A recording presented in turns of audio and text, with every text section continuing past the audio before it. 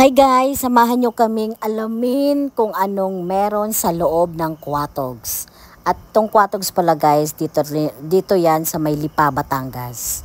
Tara! At ito pala guys, ito yung entrance nila.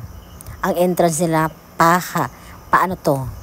Halaman, iba-ibang halaman, ang ganda, may rubber tree. O, diba? May rubber tree, ito pala yung sa loob niya.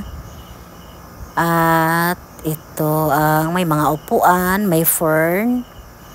Yung magtiyahin, ayun, nakahanap na ng pwesto. At ito na nga yun guys. So, tara na Aileen. Order na tayo kung anong meron dito. At ito nga guys, ayun, capital L-O-M-I, Lomi. Lomi pala ang meron dito sa Quatogs. Yun. So, syempre ako, nagpipili din kung ano pang o-orderin dito. At ayan silang dalawa, magtiyahin, nagdi-discuss pa sila kung laban o bawi. At syempre ako, yun, video muna kung ano yung nasa paligid ng Quatogs. At yun nga, nakita ko, may mango tapioca, creamy ek-ek, yan. Diba, ang ganda ng ano nila. At ito nga guys, tingnan nyo sa video, mamimili lang kayo kung ano yung o-orderin nyo. Yan, kung depende ha, depende kung ilan kayo kakain. Para naman kung maramihan, makakatipid kayo. Kung gusto mong ikaw lang kakain, o di, mas lalo kang makakatipid. Charot.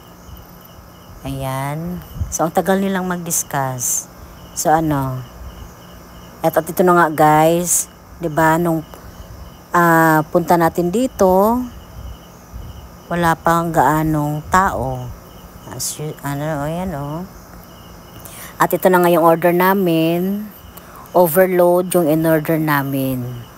So, na-overload din yung itlog. At may mahiwagang chicharon. Diba? Una, binigyan kami ng plato. So, ano to? Kanin. Ayan o guys.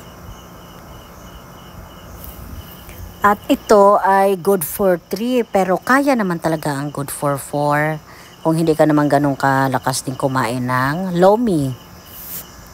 Ayan. Kumakaway na sa akin yung itlog at saka yung chicharon. Charot. Tsaka ito din pala, akala ko yun guys, drinks, hindi pala. Parang, hindi ko alam kung paano matawag yun. At ito na nga, umpisahan na ni Aileen pag kaukaw o pag halo-halo. Bakit ba kaukaw? Basta yung ganon. Ay, at may, ayun, si Andre, may ano pa pala, may lumpia pa akong nakita, oh. Ayan, may huwagang lumpia. At ito na nga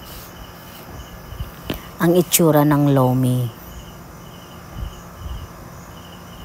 Kaya pag sinabing lomi, di ba naiisip natin Batangas talaga. Dahil nandyan na dito kami sa Lipa, sinubukan na naming maghanap ng lomi. Yan, si Andre. Takal-takal lang kami dyan ha. 20 pesos per takal. Charot lang.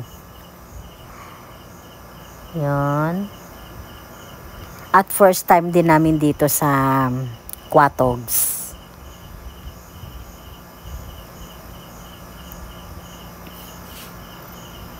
Kakaiba siyang lomi.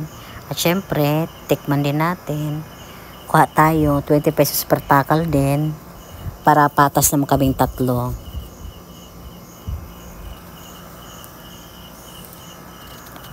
Yun pala guys, yung nakita mo yung tapioca. Kala ko, drinks, ano pala yan? Dessert pala yan. Yun. Ayan, nandyan na si Kuya.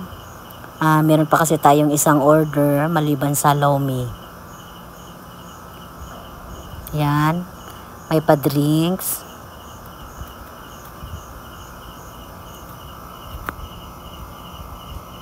At ayan pa.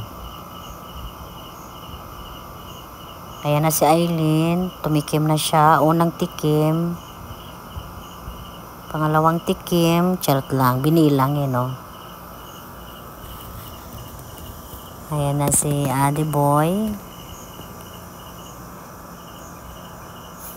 Ang nakakatuwa lang kasi kaunti pa lang yung tao kasi ang karamihan pala pumupunta dyan paggabi dahil medyo maliwanag pa kami pumunta. Yun, iwas kami sa karamihang tao. Yun, tikman natin ang may hiwagang lomi. Yan. In fairness naman guys, masarap siya. Parang malaway lang. Paano ba yun? Ganun ba talaga? Parang medyo maano. Parang ano ba yun?